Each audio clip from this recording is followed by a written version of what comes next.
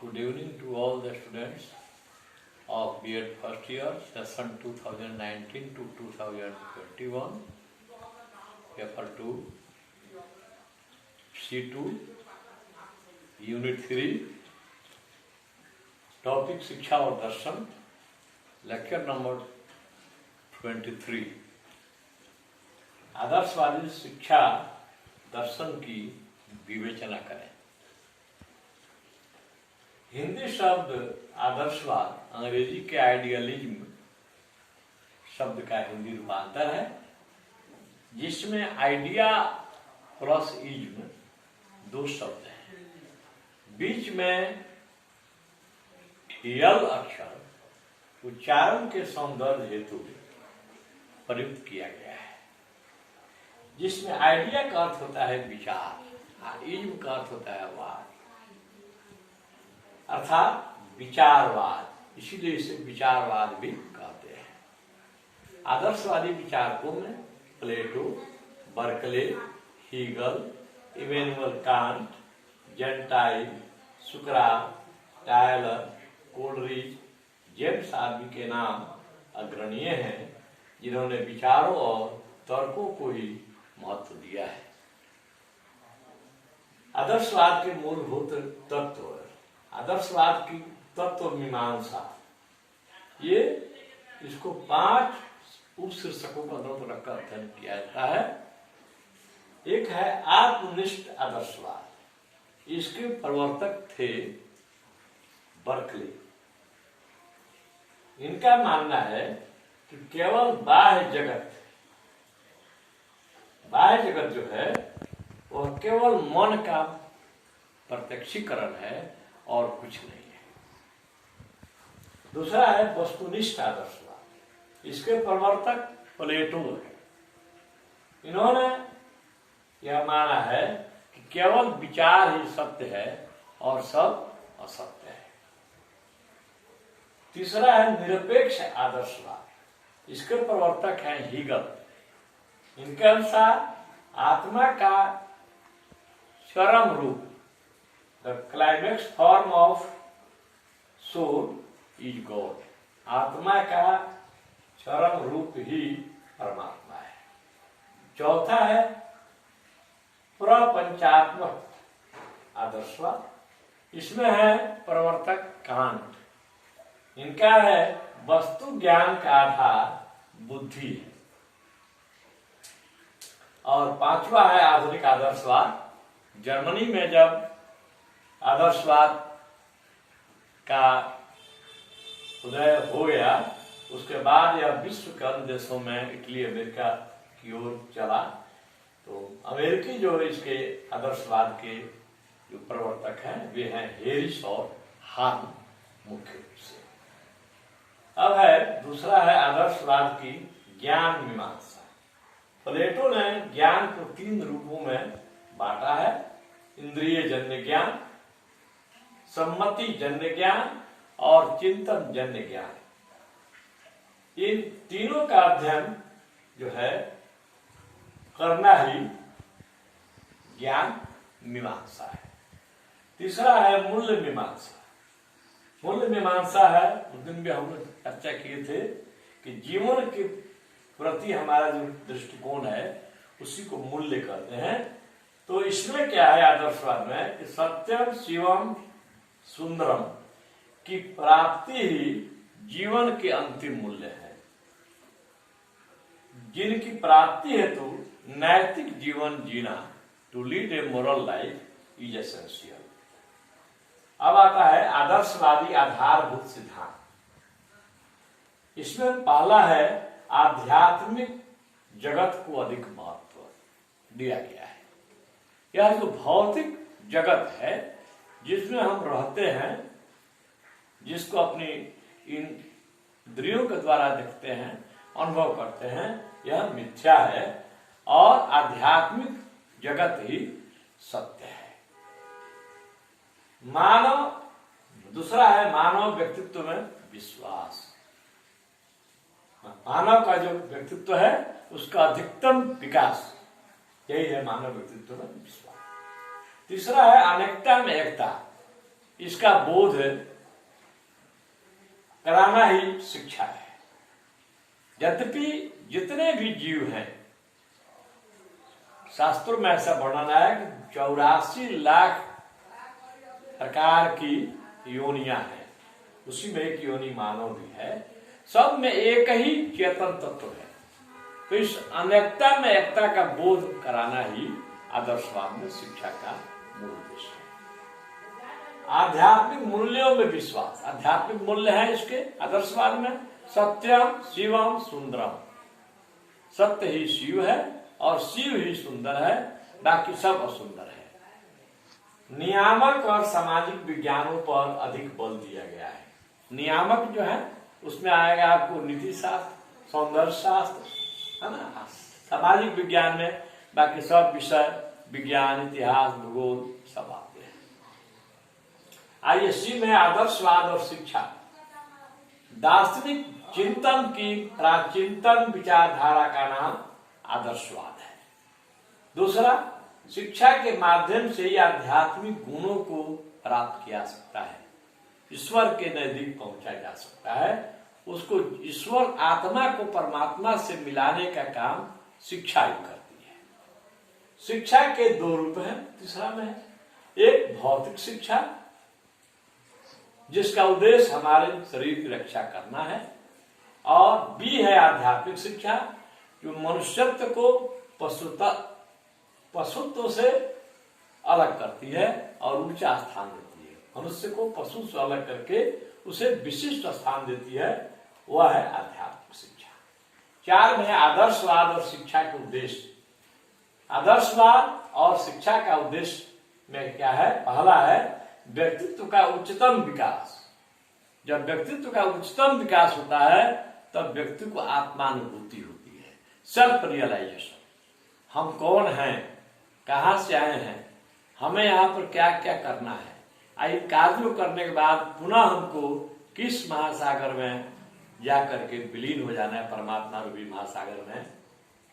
यही है आत्मानुभूति। दूसरा है आध्यात्मिक विकास। मनुष्य का केवल भौतिक विकास से ही काम नहीं चलेगा, उसका आध्यात्मिक विकास जो सत्य है उसके नजदीक पहुंचाना, यही शिक्षा का उद्देश्य होना चाहिए।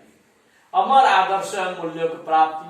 सत्यम शिवम सुंदरम हमारे अमर आदर्श हैं, अमर मूल्य हैं, इनकी प्राप्ति कराना वह शिक्षा के माध्यम से ही संभव है।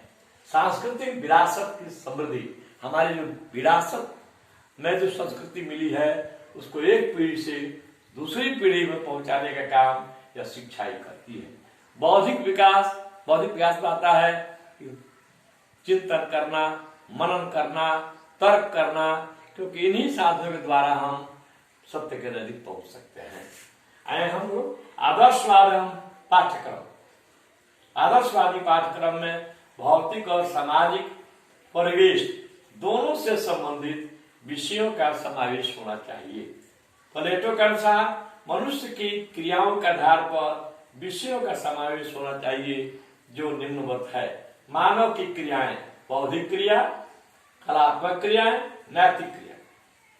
बौद्धिक क्रियाओं के लिए हमें भाषा, साहित्य, इतिहास, भूगोल, गणित, विज्ञान इत्यादि विषयों का अध्ययन कराना चाहिए। कलात्मक क्रियाओं के विकास के लिए कला और काव्य का विकास, कला और काव्य आदि विषयों का पाठ्यक्रम में समावेश होना चाहिए।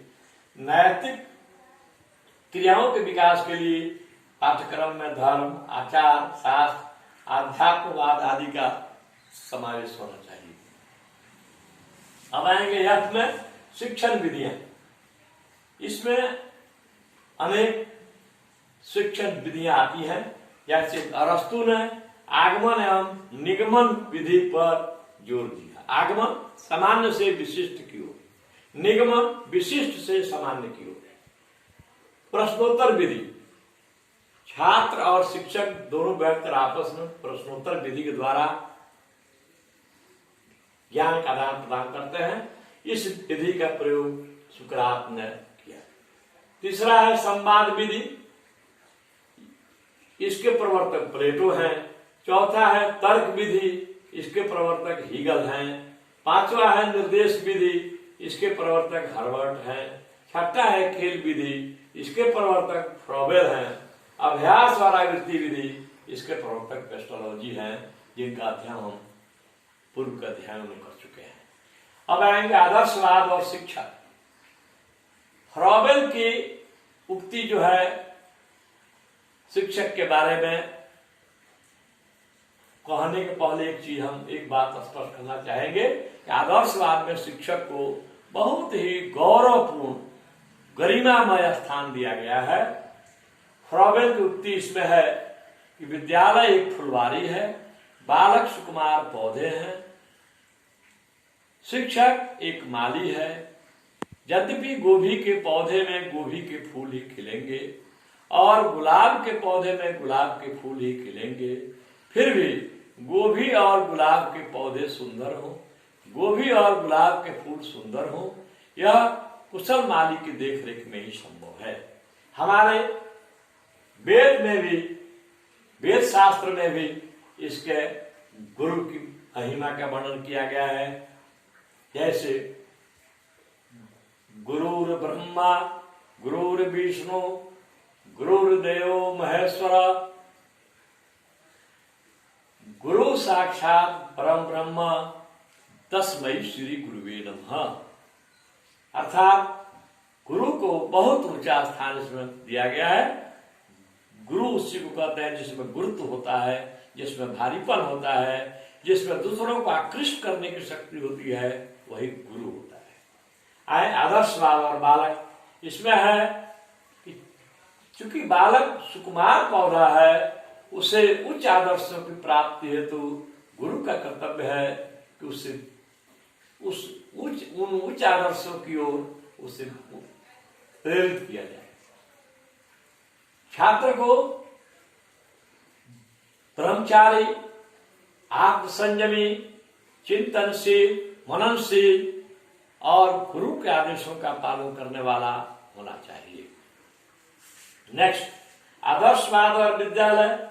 विद्यालय एक ऐसा स्थान है जहां बालक को सांस्कृतिक एवं आध्यात्मिक गुणों को अर्जित करने का अवसर मिलता है। अतः विद्यालय को स्वच्छ, साफ सुथरा, उसका परिवेश सुंदर, सुरम्य, मनोहारी होना चाहिए, है ना। आदर्शवाद और अनुशासन। आदर्शवाद में अनुशासन में स्वानुशासन पर बल दिया गया है। बच्चे स्वतः अनुशासित होंगे। अनुकरण अनुशासन पर बल दिया गया है। बच्चे शिक्षक को देखकर, शिक्षक के आचरण को देखकर, शिक्षक यदि अनुशासित होंगे तो बच्चे स्वतः अनुशासित हो जाएंगे। यही अनुशासन इसमें, यानी स्वानुशासन और अनुकरण अनुशासन पर विशेष बल दिया गया है। अब आएंगे हम लोग मूल्यांकन पर। मूल्यांकन में गुण आता है। शिक्षा के उद्देश्यों को व्यापक स्वरूप दिया गया है। दूसरा, शिक्षक को गरिमामय स्थान इस आदर्शवाद में दिया गया है, बहुत ऊंचा स्थान दिया गया है। छात्रों के नैतिक एवं चारित्रिक विकास पर बल दिया गया है, जो कि आज के युग में भी बहुत प्रासंगिक है। चौथा है, पाठ्यक्रम में सभी क्रियाओं पर एक समान जोर दिया गया है। पांचवा है, दमनात्मक अनुशासन का कड़ा विरोध एवं बच्चों के स्वानुशासन पर जोर दिया गया है, जो आज के युग में भी काफी प्रासंगिक है। अब है दोष। इस आदर्शवाद में जो उद्देश्य हैं वे अव्यावहारिक है, जिनका संबंध दूरस्थ भविष्य है, वर्तमान से नहीं है। दर्शन एवं आध्यात्मिक मूल्यों पर अधिक जोर दिया गया है, जो उपयुक्त नहीं है। प्रयोगात्मक शिक्षण विधियों की उपेक्षा की गई है, जो वर्तमान युग की जरूरत है, क्योंकि प्रयोग के द्वारा ही बच्चे अधिक ठोस जानकारी प्राप्त करते हैं। चौथा, आध्यात्मिक विषयों पर अधिक जोर दिया गया है, वैज्ञानिक विषयों पर नहीं। जबकि वर्तमान युग विज्ञान का युग है और विज्ञान के द्वारा ही हम संसार के देशों में अपना स्थान बना सकते हैं। पांचवा है आधुनिक शिक्षा बाल केंद्रित है, जबकि इस आदर्शवाद में बालकों का स्थान ही गौण कर दिया गया है और शिक्षा का स्थान सर्वोपरि कर दिया गया है, जो मनोविज्ञान की दृष्टि से सबसे बड़ा दोषपूर्ण है। निष्कर्ष, उपर्युक्त दोषों के बावजूद आज भी पाठ्यक्रम में भाषा और साहित्य का महत्व स्वीकार किया जाता है। आत्मिक संतोष और शांति हेतु आदर्शवादी विचारधारा आज भी अपना स्थान महत्वपूर्ण बनाए हुए है। थैंक्स।